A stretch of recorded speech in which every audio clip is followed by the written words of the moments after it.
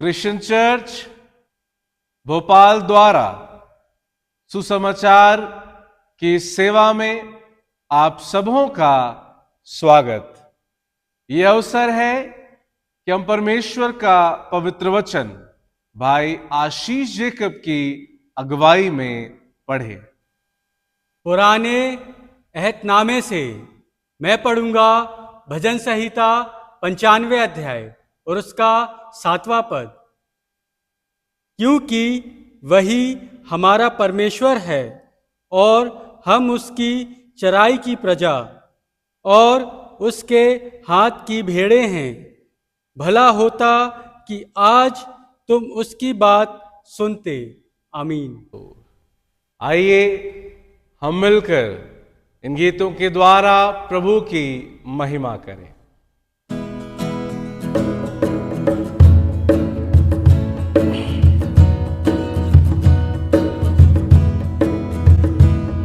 मेरे मांगने से ज्यादा, मेरे सोचने से अच्छा मैंने पाई है आशीष यीशु से।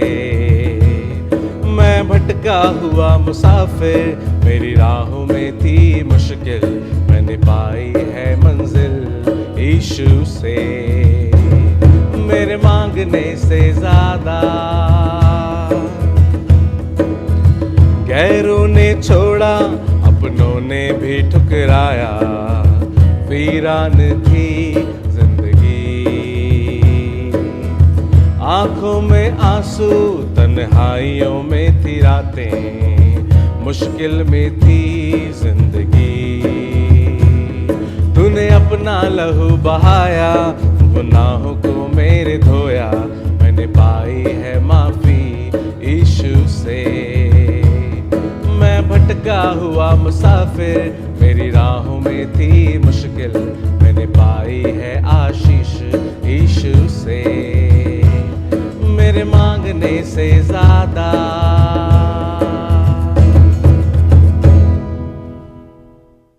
आइए हम अपने मनों को तैयार करते हुए प्रभु का संदेश प्रभु के महान सेवक आदरणीय बिशप डॉक्टर विपिन लाल जी के द्वारा सुने।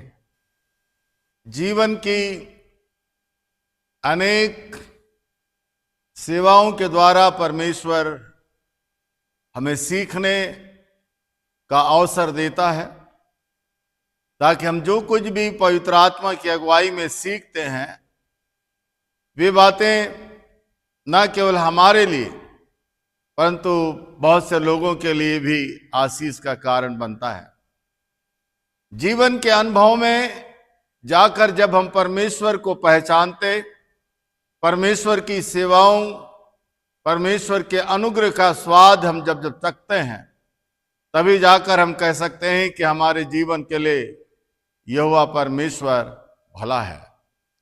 और भजन, जहां 150 भजन बाइबल के अंदर हैं, इन भजनकारों ने जीवन के अनुभव में, जीवन की यात्रा में परमेश्वर को जाना है, परमेश्वर के कार्य को देखा है, परमेश्वर के कार्यों के द्वारा जीवन में उन्होंने आशीषें पाई हैं और उन आशीषों को परमेश्वर की महिमा के लिए कलमबद्ध किया, जिसे आज भी जब हम पढ़ते हैं तो उन आशीषों का अनुभव अपने जीवन के अंदर करते हैं।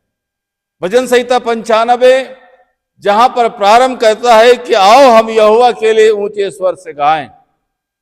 यदि आप भजन 95 1 से लेकर 5 तक आप पढ़ेंगे तो आप परमेश्वर की महानता, परमेश्वर की प्रेम की पराकाष्ठा और परमेश्वर के कार्यों का वर्णन किया गया है।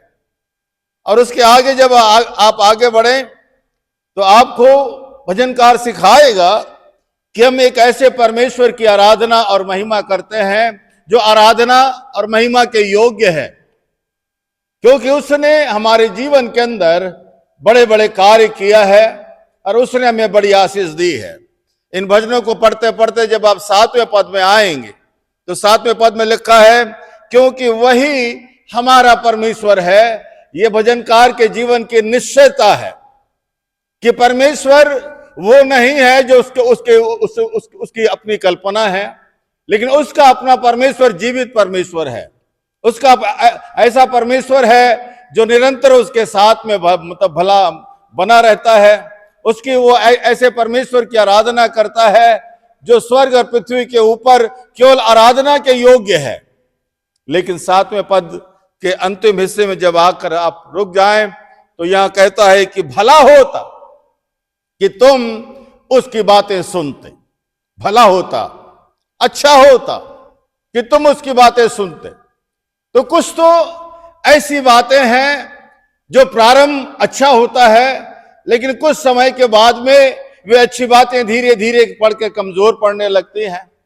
कुछ तो प्रारंभ बहुत ही ज्यादा आशीषमय होता है, लेकिन लंबे अंतराल के बाद में धीरे धीरे वे सारी बातें हमसे दूर जाने लगती हैं। कुछ तो प्रारंभ अच्छा होता है जहां जीवन का गहरा समर्पण रहता है, लेकिन धीरे धीरे आकर वे समर्पणता की बातें धीरे धीरे आकर कमजोर पड़ने लगती हैं। लेकिन भजनकार कहता है भला होता कि तुम उसकी बातें सुनते।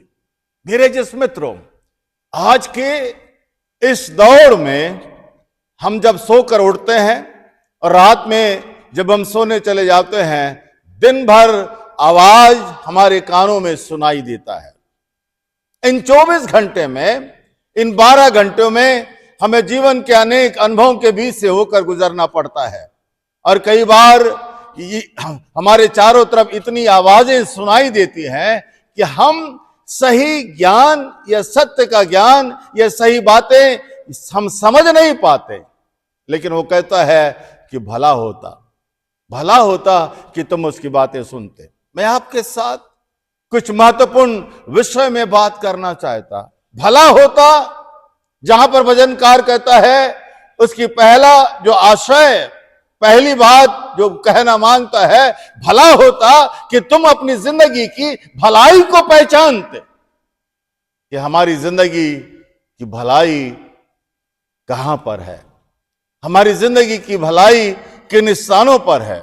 हमारी जिंदगी की भलाई को ना जानने के कारण कई बार हम व्याकुल हो जाते हैं, कई बार हम परेशान हो जाते हैं, कई बार अपने सत्य से के रास्ते से भटक जाते हैं, कई बार हमें जिस स्थान पर होना चाहिए वो स्थान हमें सूझ नहीं पड़ता।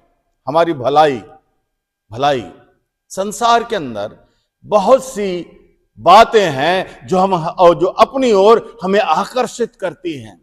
चाहे धन, चाहे प्रतिष्ठा, चाहे महिमा, चाहे जो ऐसी बहुत सी बातें हैं जो हमारी अभिलाषाओं के साथ में जुड़ी हुई हैं। हम उनकी ओर जब हम देखते हैं तो हम उनमें अपनी भलाई को ढूंढने लगते हैं। लेकिन खुदा के कलाम में लिखा है, हे मेरे परमेश्वर, तेरे सिवा मेरी और कहीं भलाई नहीं। भजनकार कहता है अपने जीवन की अच्छी बातों को, भला होता, अच्छा होता कि तुम अपने जीवन की भलाई को जानते। तुम अपने जीवन की भलाई को जानते, इसका तात्पर्य है कि तुम्हें इस बात का इल्म होना चाहिए, तुम्हें इस बात का ज्ञान होना चाहिए कि तुम्हारी जिंदगी के लिए कौन सी बातें भलाई को लेकर, अच्छाई को लेकर तुम्हें आ सकती। हमें इल्म के ना होने के कारण कई बार हम गलत बातों को पकड़ लेते हैं, गलत चीजों की अभिलाषाओं को अपने जीवन में स्थान देते हैं, जिसके कारण हम अपने जीवन की भलाई को समझ नहीं पाते। क्या आप समझते हैं कि आपकी जिंदगी किन बातों में आपकी जिंदगी की भलाई है? दूसरी बात भजनकार कहता है कि भला होता कि तुम आज उसकी बातें सुनते। अच्छा होता कि तुम अपने भलाई के स्थान को पहचानते। यदि 7वें पद से लेकर आप नीचे पढ़ना शुरू करेंगे तो आप पाएंगे कि परमेश्वर कहता है कि तुम यहां पर लिखा हुआ है कि वो 40 साल वर्ष तक उनसे पीढ़ी से रूठा रहा, वे भटकने वाले मन के हैं और उन्होंने मेरे मार्ग को नहीं पहचाना। अपने भलाई के स्थान को ना पहचान, अपने भलाई के स्थान को कि मेरी भलाई किन स्थानों पर है। हम मनुष्यों के बीच में अधिकारियों के बीच में, समाज के सम्मानित व्यक्तियों के बीच में, अपने लोगों के जो हमारे आंखों में अच्छे दिखाई देते हैं उनके साथ में, उनके जीवन में, उनके द्वारा हम अपने जीवन की भलाई को ढूंढते हैं। लेकिन कलाम में लिखा, उन्होंने मेरे मार्ग को नहीं पहचाना। जब हमें जीवन में कुछ सुझाई ना दे, जब हमारे जीवन में हमारी भलाई का स्थान हमें सूझना पड़े, ऐसे समय में प्रभु का वचन कहता है, अच्छा होता कि तुम आज उसकी बातें सुनते, आज उसकी बातें सुनते। यदि आप नए यदनामे से में जब आप पढ़ेंगे तो आप पाएंगे मत्ती की इंजील उसके 11वां अध्याय और 28वें पद में लिखा हुआ है, जहां प्रभु यीशु मसीह कहता है, हे सब परिश्रम करने वाले और बोझ से दबे हुए लोगों, मेरे पास आओ। हमारी भलाई प्रभु यीशु मसीह में है। प्रभु यीशु मसीह कहता है, हे बोझ से दबे हुए लोगों, हमारी जिंदगी में हम चाहे कितने भी बोझ से दबे हुए क्यों ना हो जाए, हम कितने भी बोझ के अधीन रहकर, बोझ से दबकर हम अपनी जिंदगी में कितनी भी निराश क्यों ना हो जाएं, लेकिन प्रभु यीशु मसीह कहता है, हे परिश्रम करने वाले और बोझ से दबे हुए लोगों, मेरे पास आओ, मैं तुम्हें विश्राम दूंगा। हमारी भलाई के स्थान को पहचानना, इस स्थान को पहचानना कि हमारी भलाई कहां पर है। इसलिए प्रभु यीशु मसीह के चेले यीशु मसीह से कहने लगते हैं, हे मेरे प्रभु, हम तुझको छोड़ किसके पास जाएं? हमारी भलाई तो केवल तेरे हाथ में है, हमारे परिवारों की भलाई केवल तेरे पास में है, हमारे बच्चों की सुरक्षा केवल तेरे साथ में है, हमारे घर का आनंद केवल तुझ में है। लेकिन प्रभु यीशु मसीह कहता है, हे परिश्रम करने वाले और बोझ से दबे हुए लोगों, मेरे पास में आओ। भला होता कि तुम आज उसकी बातें सुनते। क्या आज के समय में हम क्या प्रभु यीशु मसीह की उस वाणी को सुनना मांगते हैं, उस वाणी को जानना चाहते हैं जब प्रभु यीशु मसीह कहता है कि तुम मेरे पास में आओ। और आगे चलकर यूहन्ना की इंजील उसकी 14वां अध्याय और पहले पद में लिखा हुआ है, हे कि व्याकुल मन, तुम्हारा मन व्याकुल ना हो, तुम परमेश्वर पर विश्वास रखते हो, तुम मेरी बातें सुनो। परमेश्वर हमारी जिंदगी के अंदर अनुग्रह करे ताकि हम अपने जीवन की भलाई को पहचान सकें कि मेरी जिंदगी के लिए कौन सी बातें भलाई को उत्पन्न करेंगी, मेरी जिंदगी की कौन सी बातें मेरे जीवन को सुरक्षित रखेंगी, मेरे जीवन की कौन सी बातें मुझको उन्नति के रास्ते पर ले जाएंगी। भ्रमित ना हो। कई बार बहुत सी बातें हमें सुंदर और दिखाई देती हैं, बहुत सी बातें हमें अच्छी लगती हैं, लेकिन जरूरी नहीं है कि जो बातें हमें अच्छी दिखाई दे रही हो, बहुत सी बातें हमें सुंदर दिखाई दे रही हो, वही बातें हमारी जिंदगी के लिए भलाई है। लेकिन अपनी भलाई को पहचानना, दूसरी बात, ना केवल भलाई को पहचानना लेकिन भलाई के स्थान को पहचानना कि आपकी भलाई किसके पास में है। हमारे रिश्तेदार, हमारे भाई बहन, हमारे पड़ोसी, हमारे समाज के लोग कुछ समय तक हमारी भलाई के बारे में बोल सकते हैं, लेकिन बोलना ही काफी नहीं है। लेकिन सही भलाई करने वाला केवल केवल केवल यीशु मसीह है, जो ना केवल इस संसार में परंतु आने वाले स्वर्ग लोक में भी हमारी भलाई की बातें करता है। इसलिए यीशु मसीह कहता है कि तुम्हारा मन व्याकुल ना हो, ताकि जहां मैं रहूं वहां तुम भी रहोगे, क्योंकि मेरे पास में ही तुम्हारी सारी जिंदगी की भलाई की आशीष से छुपी हुई।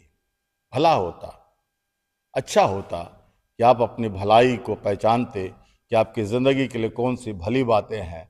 भला होता कि आप अपने जीवन में भलाई के स्थान को पहचानते कि आपकी जिंदगी का स्थान वो कौन सा है जहां पर आप भलाई को पा सकते हैं। दुआ करें। हमारे जीवित अनुग्रहकारी प्रभु, धन्यवाद तेरे इस वचन के लिए। हमने सुनना बंद किया, लेकिन सुनने की आत्मा दे। तेरे करीब आना बंद किया, तेरे करीब आने का मन दे, ताकि हमारी भलाई केवल तुझ में बनी रहे। परमेश्वर पिता, पुत्र और पवित्र आत्मा हमारी सहायता करे ताकि हम अपने भलाई की बातों को जान सकें। आमीन।